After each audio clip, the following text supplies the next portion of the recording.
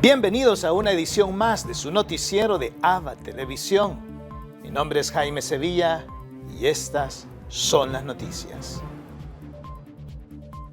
Este es el siguiente reportaje sobre la Jornada Mundial de las Misiones, en la voz de Monseñor Jorge Eduardo Lozano, arzobispo de Argentina. Bienvenido, Monseñor Lozano, secretario general del Consejo Episcopal Latinoamericano, CELAM, y obispo de San Juan, en Argentina. Gracias por estar con nosotros. Un gusto poder compartir. El día de hoy quisiéramos conversar sobre el tema del Domingo Mundial de las Misiones, el DOMUN, que será el próximo 24 de octubre. En esta jornada mundial de las misiones, ¿cómo se impulsa este trabajo misionero desde América Latina?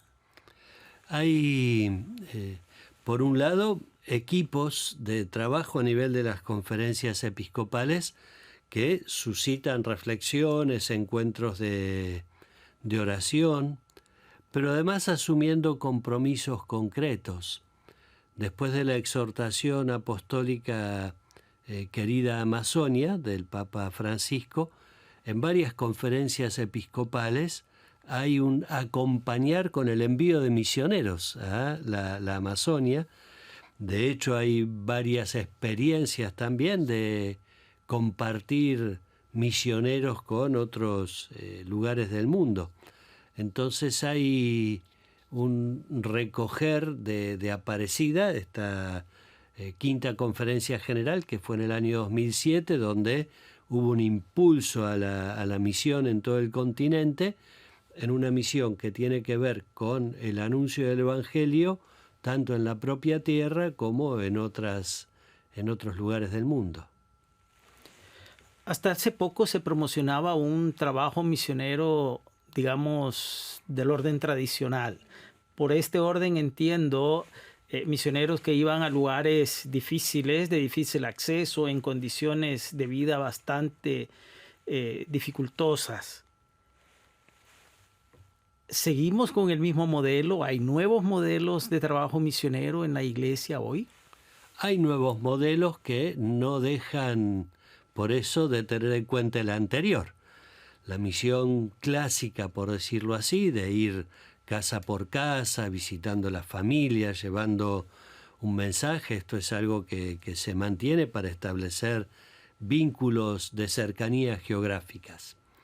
Pero además, el Papa nos ha orientado también a tener en cuenta las periferias, tanto periferias geográficas como existenciales.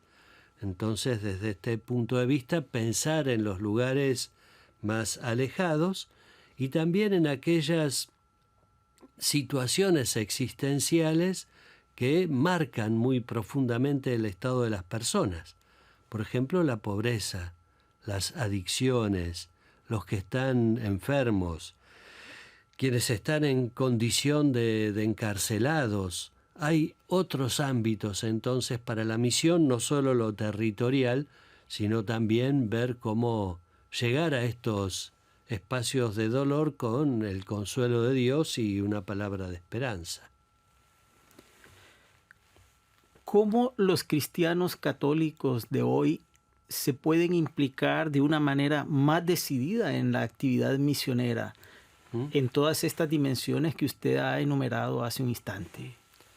Para esta jornada mundial el Papa ha hecho un mensaje muy bonito que le ha puesto como lema: no podemos callar lo que hemos visto y oído, tomado de la respuesta que Pedro y Juan dan a los líderes judíos que querían impedirles que predicaran en nombre de Jesucristo. Y este no podemos callar lo que hemos visto y oído es realmente algo muy importante. La misión no es hacer propaganda, la misión no es compartir una idea abstracta, es compartir una experiencia de encuentro con Jesucristo. Entonces, para renovarnos en el fervor misionero, tenemos que renovarnos en la amistad con Jesús, venciendo el intimismo que nos lleva como tentación a quedarme encerrado en mi propia comunidad. El encuentro con Jesús es un encuentro que nos abre, que nos expande. Entonces, una comunidad que no es misionera es una comunidad que todavía no se ha encontrado con Jesucristo, porque el encuentro con Jesucristo hace que no podamos callar lo que hemos visto y oído. Desde su punto de vista, en esta preocupación misionera por no callar lo que hemos visto y oído, ¿cómo ubica la preocupación por los jóvenes? Que utilizando quizá los mismos términos del Papa Francisco, que en muchas sociedades son los descartados de hoy. No encuentran trabajo, han caído en las drogas, se ven obligados a migrar, y tenemos millones de ellos en toda América Latina. Entonces, ¿cómo trabajar con ellos? ¿Qué decirles a ellos en este momento? Por un lado, antes que decir, es estar, es acompañar, es escuchar, es percibir con mucho cariño y respeto qué es lo que anida en el corazón juvenil. A veces asumimos, sin darnos cuenta tal vez, una actitud quejosa respecto de los jóvenes y la fe. Yo a veces escucho, los jóvenes no van a la iglesia. Pero yo me pregunto, ¿la iglesia va a los jóvenes? ¿Tenemos una actitud de cercanía, de anuncio de la buena noticia? Hay experiencias juveniles de fe que son muy enriquecedoras, tanto en algunos santuarios, en experiencias de vida espiritual y mística, en algunos santos y beatos jóvenes de este tiempo que nos muestran este rostro juvenil de la fe. Y me acuerdo que durante el sínodo sobre los jóvenes, una de las expresiones que eran tan contundentes era que sin los jóvenes la iglesia tiene un rostro envejecido. Entonces es muy importante lo que podamos hacer para estar cerca de los jóvenes y para acercarles a ellos la buena noticia de Jesús, que es una buena noticia que da plenitud a la vida y que ayuda a tener una vida entregada y de servicio a los hermanos. Muchas gracias, Monseñor Lozano, por su tiempo con nosotros, Vatican News, y le deseamos pues ánimo en su trabajo en Argentina y en el CELAM. Bueno, mucho gusto y gracias por este espacio. Gracias a usted. Y ahora les invitamos a que compartan con nosotros una reflexión del Evangelio del día. En el Evangelio de hoy tenemos la comparación del reino de los cielos que hace Jesús, la cual dice que es como un granito de mostaza o como la levadura que se le pone a la masa para que se vuelva esponjante. Es hermoso ver cómo el Señor utiliza estas comparaciones para decirnos de que cuando ese reino de los cielos llegue a nuestro corazón, llegue a nuestra vida, va a crecer en nosotros de una forma extraordinaria, como ese granito de mostaza que hace crecer a un árbol grande y frondoso. Es interesante cuando cuando el discípulo de Cristo se deja anonadar por la gracia del Señor y comienza a experimentar esa semilla del reino de Dios en su vida. Todo tiene sentido. Todo ahora tiene una nueva visión, un nuevo horizonte. Y es que ese reino de los cielos nos lleva a nosotros a volcarnos a servir a los demás, sobre todo a los más pobres, a los que sufren, a los enfermos, a aquellos que están marginados o que son presa de los sistemas que los esclavizan, como los capitalistas, gubernamentales, eclesiales, económicos, etc. Hoy el Señor nos invita a nosotros a que hagamos vida a ese reino, esa semilla que ha caído ya en nosotros en nuestro bautismo, y la demos a conocer a través de nuestros frutos a todos aquellos que están a nuestro alrededor, llevando esperanza, mostrando misericordia, llevando esa buena nueva de liberación a todos los hermanos que están a nuestro alrededor, sobre todo a los que sufren. Que así sea.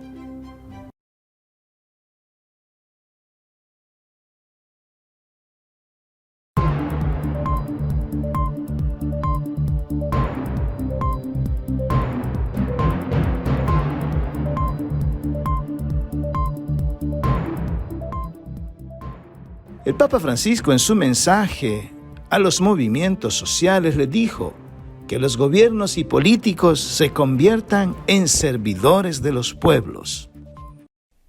El discurso que Papa Francisco hizo en el sábado pasado a los movimientos populares es un enérgico llamamiento al cambio dirigido en nombre de Dios, a quienes cuentan y a quienes tienen poder de decisión.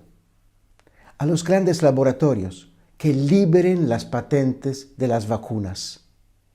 A los grupos financieros y organismos internacionales de crédito que permitan a los países pobres garantizar las necesidades básicas de su gente y condonen las deudas.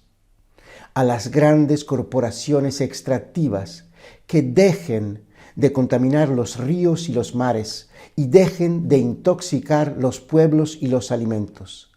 A las grandes corporaciones alimentarias que dejen de imponer estructuras monopólicas de producción y distribución que inflan los precios. Aún a los fabricantes y traficantes de armas que cesen totalmente su actividad, que fomenta la violencia y la guerra. A los gigantes de la tecnología que dejen de explotar la fragilidad humana, las vulnerabilidades de las personas para obtener ganancias. A los medios de comunicación que terminen con la lógica de la posverdad, la desinformación, la difamación. A los países poderosos que cesen las agresiones, los bloqueos, las sanciones unilaterales contra cualquier país en cualquier lugar de la tierra. Los conflictos deben resolverse en instancias multilaterales, como las Naciones Unidas, dijo el Papa. Y a los gobiernos y políticos que eviten escuchar solamente a las élites económicas y se conviertan en servidores de los pueblos. Todo esto son llamamientos utopísticos, son simplemente sueños que nunca se realizarán. El Papa nos pide de soñar, pero también de mover pasos concretos en este camino.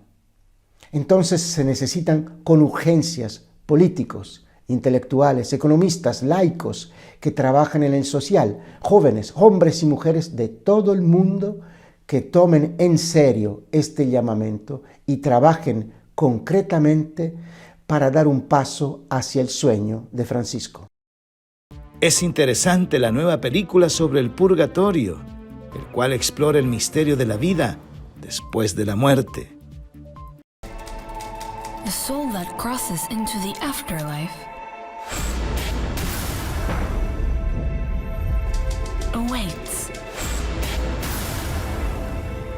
its final and fair judgment alone.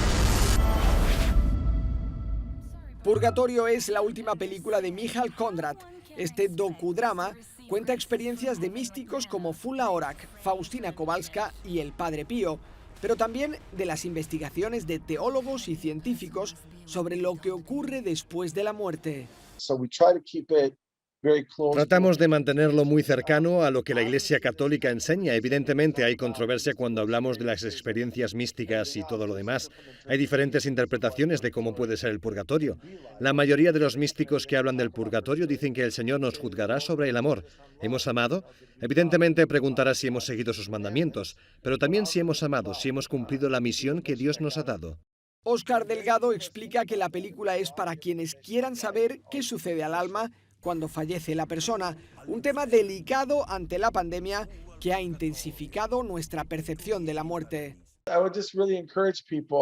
Me gustaría animar a las personas a pensar sobre dos cosas. La primera es que esto no es permanente. Nuestro estado en vida no es permanente como creemos. Y la segunda, a pensar sobre el más allá, prepararse, especialmente con lo que está ocurriendo en el mundo, pensar en la vida después de la muerte. Esta película Purgatorio ayudará. Purgatorio llegará a las salas de cine de Estados Unidos entre el 25 y el 28 de octubre, en vísperas del Día de los Difuntos y el Día de Todos los Santos.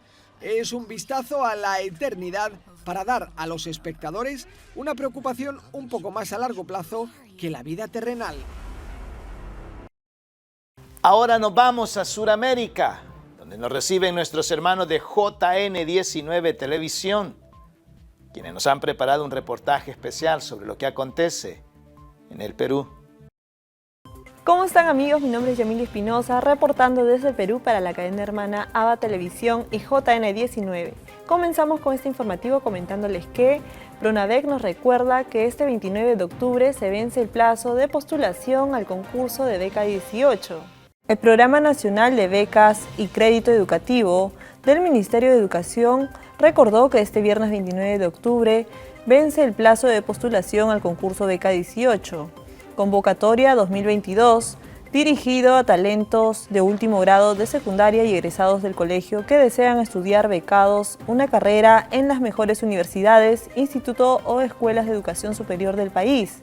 La postulación a la etapa de preselección es virtual y gratuita a través de la página del Pronavec hasta las 3 de la tarde de este 29 de octubre de 2021.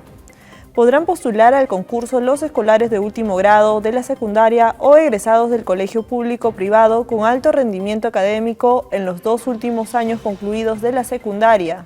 Cabe resaltar que solo aquellos que postulen a la modalidad beca 18 ordinaria deberán acreditar pobreza o pobreza extrema, según el sistema de focalización de hogares del MIDIS. Los jóvenes interesados pueden leer las bases del concurso publicada en el portal web de Pronavec. Para mayor información o consulta, también pueden llamar a la línea gratuita 080 00 0018 o a la central telefónica 01 612 8230.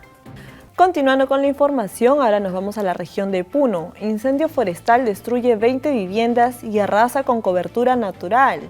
Al menos 20 viviendas fueron destruidas por un incendio forestal que se registra desde ayer en el centro poblado de Uros, ubicado en el distrito Provincia y Región Puno, informó el Instituto Nacional de Defensa Civil. El siniestro se inició ayer alrededor de las 14 horas y las llamas arrasaron también con una cantidad indeterminada de hectáreas de cobertura natural. Las personas damnificadas por el incendio forestal fueron albergadas en casas de familiares y vecinos. Según el INDECI, las autoridades competentes coordinan las acciones de respuesta ante el incendio forestal. En ese sentido, precisó que el Centro de Operaciones de Emergencia de la Municipalidad Provincial informó preliminarmente que personal de la Oficina de Gestión de Riesgo de Desastres de dicha comuna continúa realizando la evaluación de daños y análisis de necesidades. Las autoridades locales coordinan la entrega de bienes de ayuda humanitaria para las familias damnificadas. Cabe mencionar que el incendio fue extinguido por los pobladores aproximadamente a las 22 horas del mismo día. El INDECI, a través del Centro de Operaciones de Emergencia Nacional, continúa con el seguimiento de la emergencia, coordina con las autoridades locales y exhorta a mantener activos sus centros de operaciones de emergencia. Continuando con la información, la diócesis de Chosica realizará misa de acción de gracias por el onomástico de Monseñor Arturo Colgán.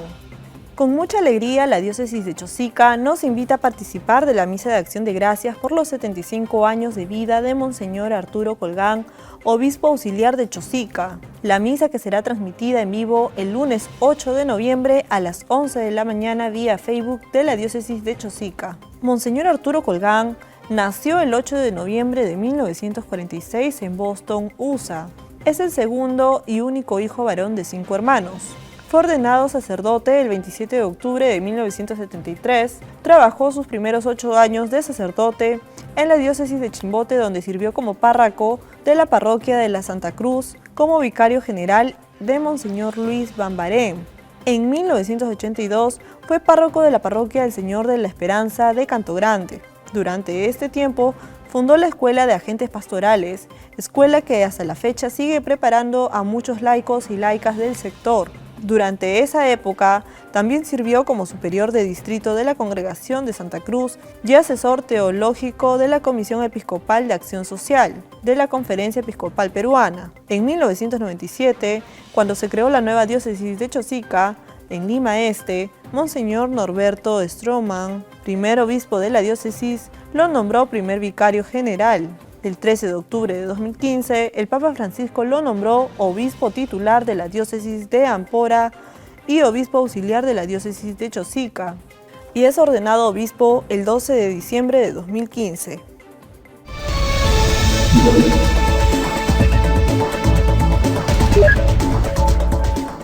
Esta fue toda la información que tenemos hasta el momento para ustedes. Reportó Yamil Espinosa para la cadena hermana ABA Televisión y JN19. Muchas gracias por su sintonía. Permiso.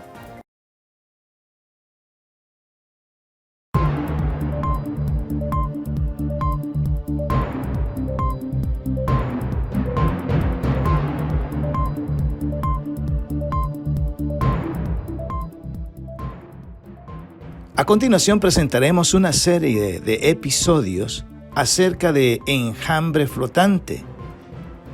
Y en este episodio 1 hablaremos sobre el futuro incierto de las Islas Galápagos.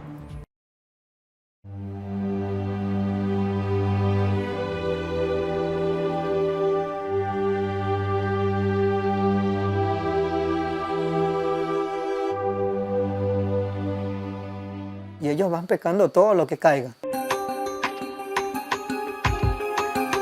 Es terrible, ¿no?, ver cómo ellos depredan, porque sabemos que estas flotas pesqueras andan alrededor de todo el mundo. Cogen todo lo que está a su alcance.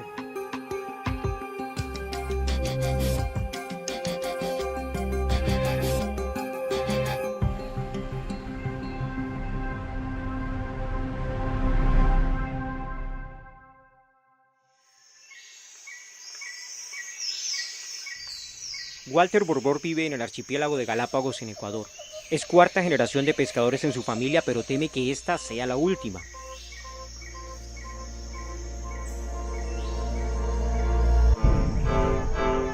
Ellos pescan toneladas en esos buques, grandes buques, y se van llevando infinidad de especies. Y es una explotación a mayor escala. Congregarse en muchos barcos va a causar un impacto irremediable, porque vas a terminar con las especies. Su preocupación es la presencia de la flota pesquera industrial china que opera cerca de los límites de las aguas del Ecuador. Se trata de un escuadrón de 350 barcos que se mueven como un enjambre persiguiendo al calamar gigante, su principal especie de captura, pero no la única.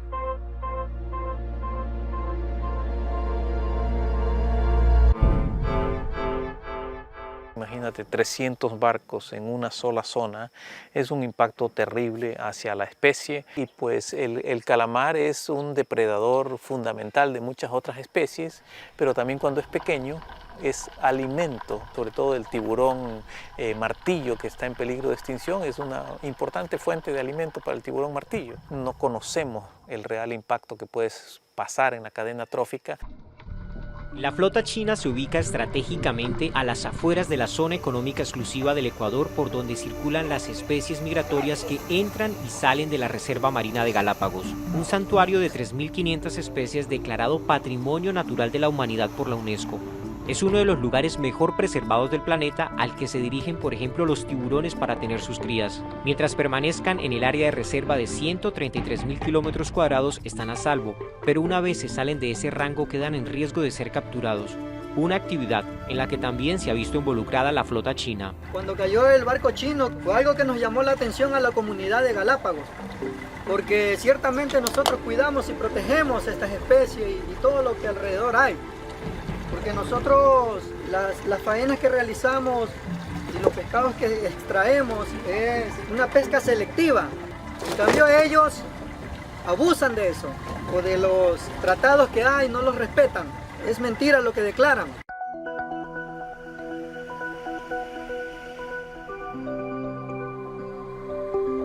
Walter se refiere a la embarcación nodriza de bandera china capturada en 2017 en plena reserva marina.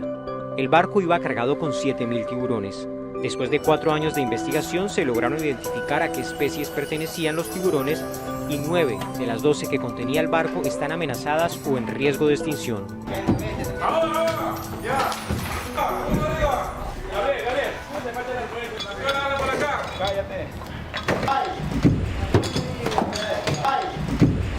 El principal hallazgo inicial es darnos cuenta que esto no es pesca incidental. Esto es una pesca dirigida a tiburones porque la carga era en su gran mayoría de tiburones. La investigación en la que participó Elisa Bonacorso y publicada por la revista Nature fue compleja porque los tiburones no tenían aletas y muchos de ellos estaban sin cabeza. La cantidad de individuos inmaduros, pequeñitos, era mucho mayor en algunas especies que los individuos maduros. Y desde el punto de vista de conservación eso es muy problemático porque estos son organismos que son inmaduros, quiere decir que no se han reproducido, ¿verdad? Y que no se han sustituido en la población. No se pudo establecer en dónde fueron pescados los tiburones, pero se trataba de especies que habitan la reserva marina.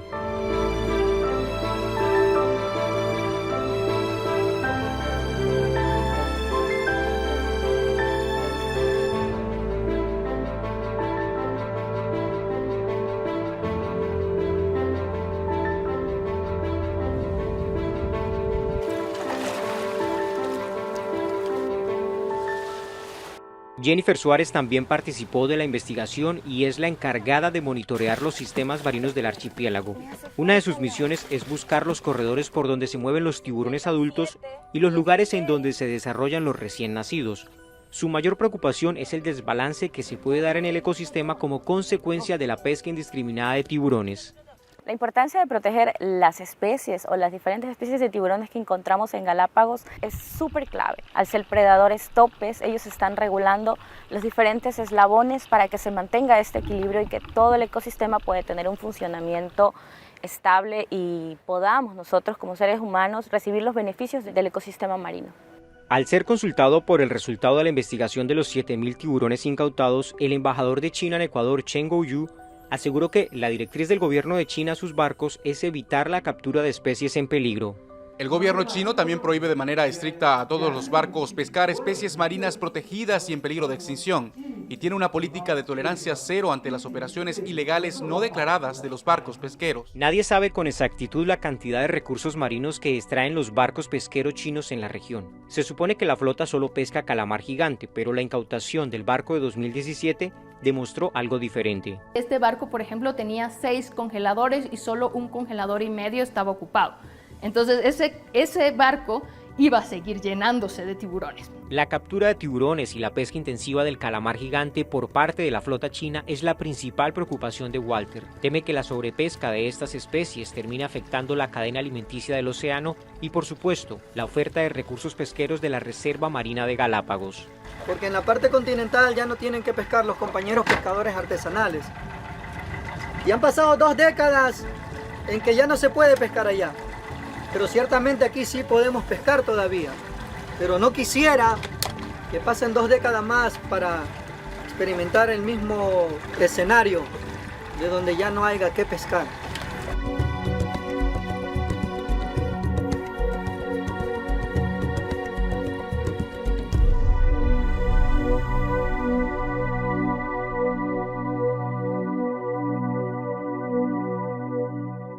No están guardando la basura en los barcos y las arrojan al mar. Y esto es una prueba de eso. Aquí no hay pesca, aquí no hay turismo, pero mira cómo está. Y para concluir nuestro noticiero, los dejamos con la intención del Papa Francisco para el mes de octubre, que es sobre discípulos misioneros. Jesús nos pide a todos, y a ti también, ser discípulos misioneros. ¿Estás preparado?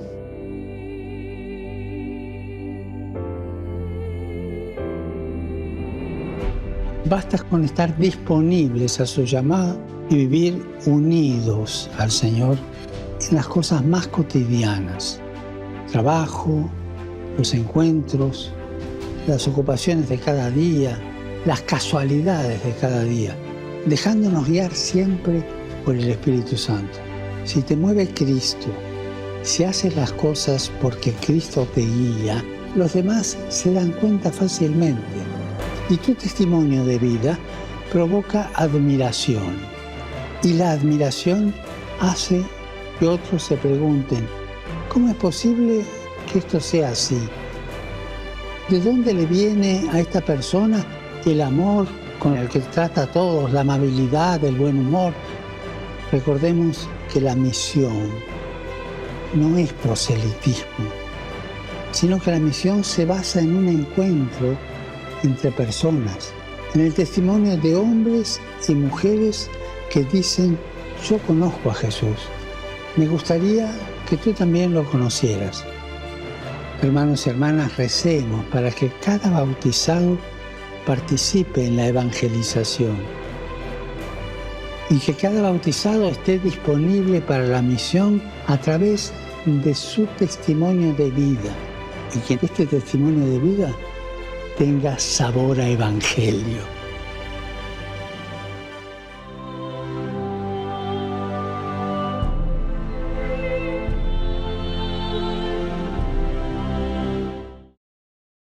Y así llegamos al final de una edición más de su noticiero de ABA Televisión.